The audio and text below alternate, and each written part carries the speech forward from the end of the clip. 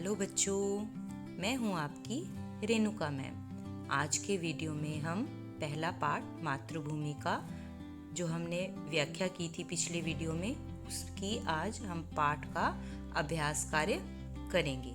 तो शुरू करते हैं पाठ का अभ्यास कार्य। हाँ तो बच्चों शुरू करते हैं। अब पहला प्रश्न है, नीचे दिए गए प्रश्नों का जो सही उत्तर है उस पे हमने क्या करना है, टिक करना है।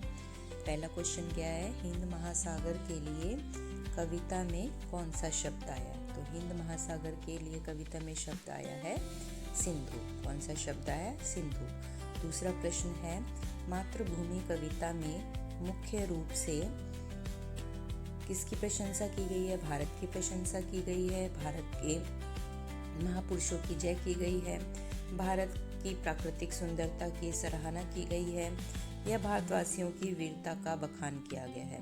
तो इसका सही उत्तर है भारत की प्राकृतिक सुंदरता की सराहना की गई है। अब आप अपने मित्रों के साथ चर्चा कीजिए और कारण बताइए कि आपने यह उत्तर ही क्यों चुने। ये प्रश्न आपने चर्चा करके अपने मित्रों के साथ स्वयं करना है। आगे हमारा है मिलान करो। हमें क्या करने हैं? मिलान करने हैं। तो सबसे पहला है हिमालय। अब हिमालय क्या है? हिमालय है भारत की उत्तरी सीमा पर फैली पर्वतमाला। फर्स्ट को हम किससे मिलाएंगे? 10th से। त्रिवेणी क्या है? त्रिवेणी है 3 नदियों की मिली हुई धारा अर्थात संगम। मल्य पवन क्या है? दक्षिण भारत के मल्य पर्वत से चलने वाली सुगंधित वायु। सुगंधित मतलब खुशबूदार। सिंधु क्या है? सिंधु समुद्र को भी बोलते हैं और एक नदी का भी नाम है।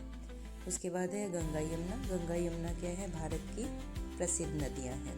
रघुपति कौन थे? श्री राम का एक नाम है, दशरथ के पुत्र थे।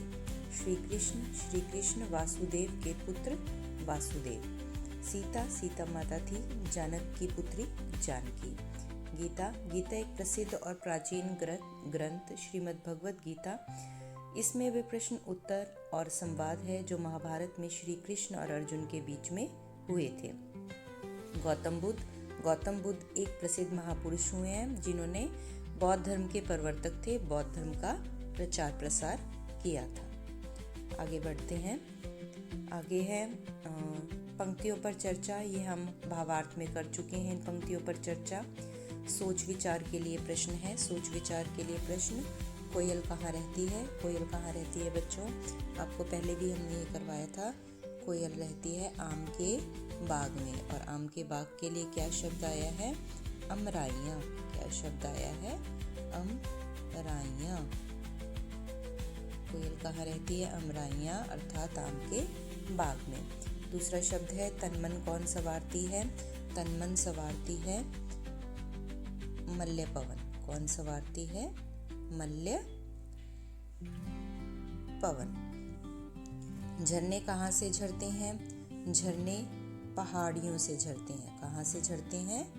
पहाड़ियों से झरते हैं। झरते का मतलब बहते हैं। श्री कृष्ण ने क्या सुनाया था? श्री कृष्ण ने एक तो वंशी सुनाई थी और दूसरा सुनाई थी पुनीत गीता।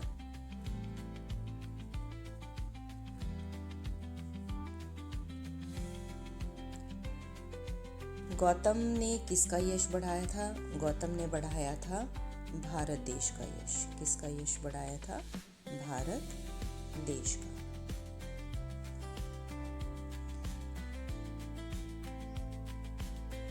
अब आगे है नदियां लह रही हैं, पग पग चह रही हैं। लहर का अर्थ होता है, लहर का अर्थ है पानी का हिलोरा, मौज, उमंग, वेग, जोश। छहर का अर्थ होता है बिखरना, चितरना, चिटकना, फैलाना। अब कविता पढ़कर पता लगाएं और लिखिए कहाँ कहाँ छटा चह रही है और किसका पानी लह रहा है। किसका पानी लह रहा है? नदियों का, गंगा का, यमुना का। और कहाँ कहाँ छटा चह रही है? प्रकृति में छटा चह रही है। गंगा, यमुन, त्रिवेणी नदियाँ लह रही हैं। ये यमुना शब्द के लिए यहाँ पे कवि ने यमुन शब्द का प्रयोग किया है और ये क्यों किया है? ये लय और सौंदर्य को बढ़ाने के लिए किया गया है। आगे मिलान करो है, अगले मिलान करो में क्या है? वह जन्मभूमि मेरी, वह मातृभूमि मेरी, यानी कि मैंने उस भूमि पर जन्म लिया है, वह मेरी माँ के समान है। चिड़िया चहक रही है वो मस्त झाड़ियों में। यहाँ इसका है, यहाँ आम के घने उद्यान हैं जिसमें कोयल आदि। इसका उत्तर आएगा बच्चों तीसरा। वहाँ की जलवायु इतनी सुखदायी है कि पक्षी पेड़ पौधों के बीच प्रसन्नता से गीत गा रहे हैं। अमराइयाँ घनी हैं, कोयल पुकारती है। अमराइयाँ का मतलब आम के बगीचे, आम के घने उद्यान हैं जिनमें कोयल आदि पक्षी चहचहा रहे हैं। अब अपने समूह में चर्चा कीजिए। अमराइयाँ घनी हैं, कोयल पुकारती है। कोयल क्यों पुकार रही होगी? कोयल कब पुकारती है बेटे? कोयल पुकारती है वसंत ऋतु आने वाली जब होती है, तो वसंत ऋतु के आगमन पर कोयल पुकारती है। किसको पुकारती है? प्रकृति को पुकारती है। क्यों पुकारती है? वो मग्न होकर मधुर गीत गाती है क्योंकि उस वातावरण में उसको अच्छा लगता है। अगला है मल्य। बहती मल्य पवन है, तन मन संवारती है। पवन किसका तन मन संवारती है? पवन प्रकृति का तन मन संवारती है, पेड़ पौधों का तन मन संवारती है, हमारे मन का भी, हृदय का भी जो है हमें खुशी प्रदान करती है। आगे है, नीचे दिए गई पंक्तियों को पढ़िए। जगमग छटा निराली, पग पग छह रही है। अब इसी से रिलेटेड ये क्वेश्चन है। घर घर का क्या आएगा? हर घर। घर घर के लिए हर घर। बाल बाल। बाल बाल का अर्थ होता है कहते हैं ना, बाल बाल बच गए, करीब या नजदीक बोल सकते हैं। सांस सांस का हर सांस। देश देश हर देश। पर्वत पर्वत हर पर्वत या प्रत्येक पर्वत। इस तरह से भी हम लिख सकते हैं। वह युद्ध भूमि मेरी, वह बुद्ध भूमि मेरी। अब यहाँ पे भूमि के लिए जो जो शब्द आए हैं उनका हमने वर्णन करना है। क्या क्या लिख सकते हैं यहाँ पे? हम यहाँ पे लिख सकते हैं भूमि के लिए जन्मभूमि, यज्ञ भूमि, कर्म भूमि, उसके बाद रंग भूमि, मरुभूमि। मरुभूमि, मरु होता है रेगिस्तान। उसके बाद कर्म भूमि, कर्म सॉरी हो गया बच्चों, इसकी जगह हम लिख देंगे देवभूमि। इन्हें मिलाकर हमने शब्द बनाने हैं। जन्मभूमि, यज्ञ भूमि, कर्म भूमि, रंग भूमि, मरुभूमि, देवभूमि।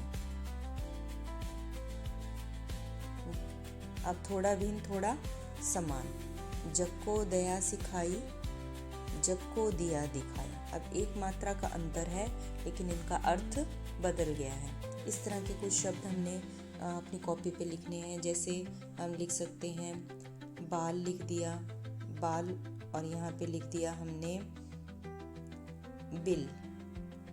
मात्रा का फर्क है लेकिन अर्थ बदल गया। रात लिख दिया, रात का रीत लिख दिया, दोनों के अर्थ भिन्न हो गए। काल लिख दिया, कील लिख दिया, एक एक मात्रा का फर्क है लेकिन अर्थ क्या है इनके भिन्न आ रहे हैं। इस तरह के शब्द हमने छांट के लिखने हैं।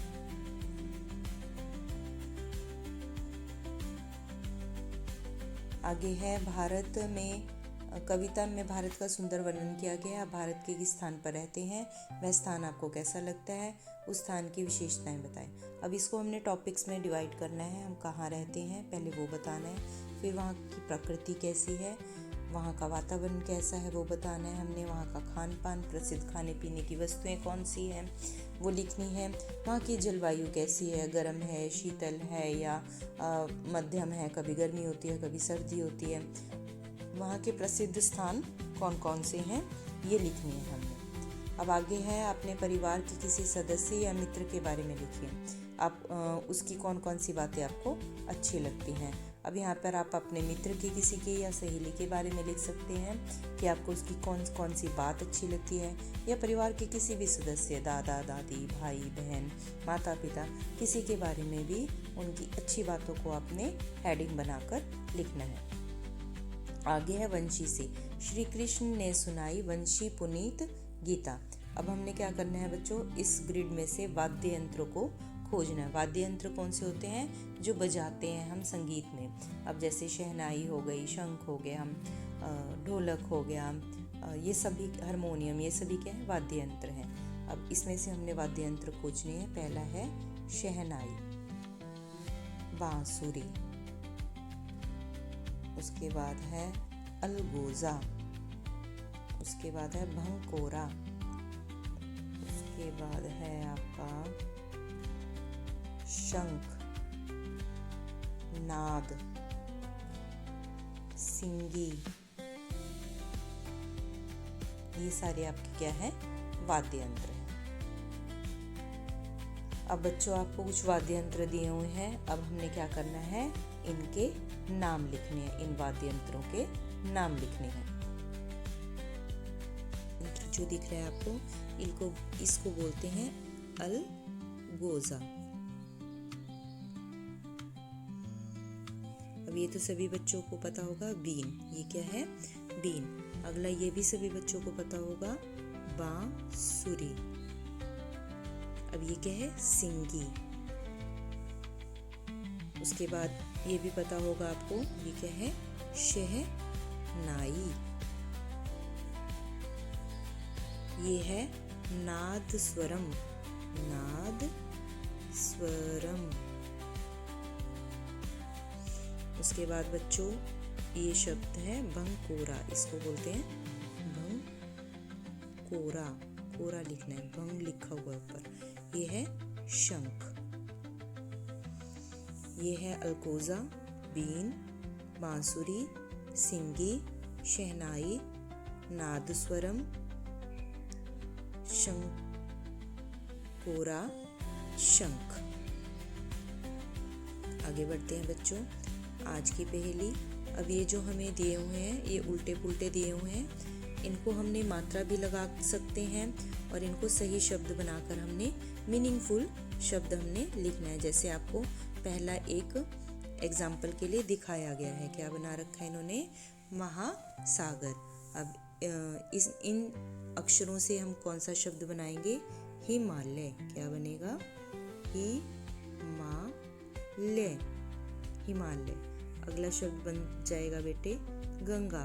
कौन सा शब्द बनेगा, गंगा। उससे अगला शब्द बनेगा आपका भारत। भा पे आ की मात्रा लग जाएगी, भारत। उसके बाद बन जाएगा आपका कोयल। क पे ओ की मात्रा य ल, कोयल। उसके बाद पवन, पवन, पवन। इस तरह के मीनिंगफुल शब्द बना के हमने लिखने हैं। आगे चलते हैं बच्चों। इसके आगे बच्चों वंदे मातरम गीत दिया गया है और उसके भावार्थ दिए गए हुए हैं। क्या मतलब है इसका। ये हमारी फर्स्ट मातृभूमि चैप्टर का अभ्यास कार्य कंप्लीट हुआ। आशा है आप सबको पसंद आया होगा। जल्दी मिलते हैं नई वीडियो में, तब तक के लिए बाय बाय।